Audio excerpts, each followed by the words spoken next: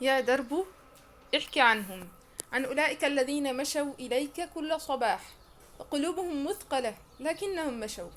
احكِ عن 6 أيام متتاليات تتعاقب فيها الامتحانات العملية كالأمواج، لا تهدأ ولا تمنح الجسد فرصة ليلتقط أنفاسه. احكِ عن طلاب الفرقة الثالثة في ترمهم الثاني، يجمعون شتات أنفسهم كل ليلة ثم يقومون مع الفجر وكأن التعب لم يفتك بهم بالأمس. احكِ يا درب عن صباحات الاستيقاظ المبكر، عن العيون التي قاومت النعاس والأقدام التي سارت طويلا ثم تعود آخر النهار منهكة إلى البيت، لكنها رغم ذلك كانت تعود ومعها محاولة جديدة. احكِ عن الجهد الذي أثقلته الأيام، وعن السهر التي راكمته الليالي، وعن الأجساد التي كانت تقول كفى بينما الروح تهمس بقي القليل.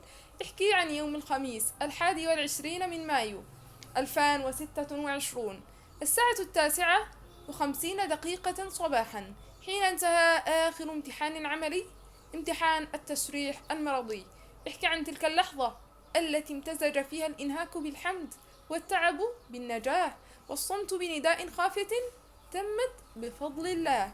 احكي يا درب عن المحاولات الخجولة التي حملتها الرحمة حتى وصلت، فما كان الوصول بقوة الجسد وحده، بل بتوفيق الله أولا، ثم بدعوات والدين صادقة، ثم بقلوب حاولت رغم كل شيء.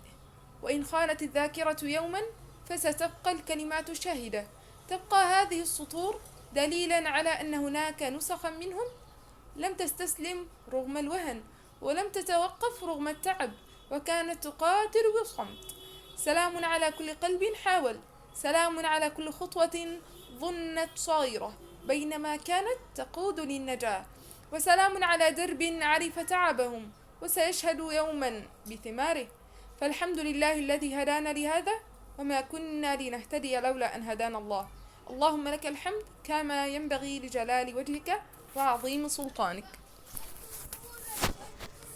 الرسالة دي كانت إهداء ليا ولكل زمايلي، وبرضو إهداء لكل طالب بيحاول وبيعافر دلوقتي، إهداء لكل طالب في الجامعة داخل على الفاينل زي كده وخلاص طاقته خلصت، إهداء لكل طالب في ثانوية عامة وباقي شهر ونص على الامتحانات وطاقته انهارت.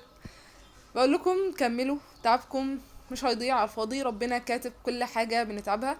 وبعمل الفيديو ده لنفسي عشان اذكرني ان ربنا اعنا لحد دلوقتي، فنحاول نكمل. أنا مفيش طاقة خالص ان انا اكمل، لكن هنحاول باذن الله نكمل. تعبنا موجود ومكتوب عند ربنا بغض النظر عن النتيجة، لان ربنا عز وجل قال: وأن ليس للإنسان إلا ما سعى وأن سعيه سوف يرى ثم يجزاه الجزاء الأوفى. ربنا يجازينا خير إن شاء الله على تعبنا. استعينوا بالله ولا تعجزوا. بذكر نفسي كل مر سيمر ويبقى الأجر، كل حاجة بتعدي، لكن اللي هيفضل هي الشخصية اللي كملت، هو الأجر اللي احنا خدناه على تعبنا، هو النية اللي احنا نويناها، ان احنا نجدد النية كل شوية وربنا يأجرنا بإذن الله، ان احنا نحاول عشان احنا عارفين ان ربنا شايف محاولاتنا، شايفنا واحنا بنسعى مرة والتانية والتالتة، شايفنا واحنا بنقع وبنقوم، بغض النظر عن مجموعنا هيبقى ايه، بغض النظر تقديرنا هيبقى ايه، بغض النظر المجتمع هيقول ايه، رضا الناس ليس بغاية. انت نحاول وانا احاول، انتوا تحاولوا وانا احاول، عشان قدام ربنا عز وجل وقدام نفسنا نكون راضيين عن نفسنا. مهما كان جهدك قليل لكن اعمله، ابذل وسعك واستعن بالله ولا تعجز. افتكر دايما من اختار الطريق فلا بد ان يدفع الثمن، كل طريق له تمن، الطريق الكويس ليه تمن والوحش برضو ليه تمن، ومفيش حاجة ليها قيمة بتكون سهلة، الطريق مليان عثرات، الرحلة مليانة مواقف صعبة، مليانة ضغوطات، مليانة فتور، لكن هنحاول تاني ونستعين بالله. ومرة تانية افتكروا دايما مفيش حد بيحاول وبيجيب صفر، طول ما انت بتحاول فانت بخير. والناس اللي في ثانوية عامة، انا عندي اختي عادي جدا في ثانوية عامة، فهي زيكم بتعيط كتير جدا وانا بعيط برضه عشان في الكلية. فاستعينوا بالله كده يا جماعة، وبإذن الله والله العظيم خير يعني، وهتعدي على خير بإذن الله، وربنا هيكبر خاطركم بالنتيجة بتاعتكم في الآخر. أنار الله دربكم وشرح صدركم ونبض قلبكم وجعل بينكم وبين اليأس جدارا يجعلكم لا تعرفون له طريقا ولا يعرف لكم طريقا.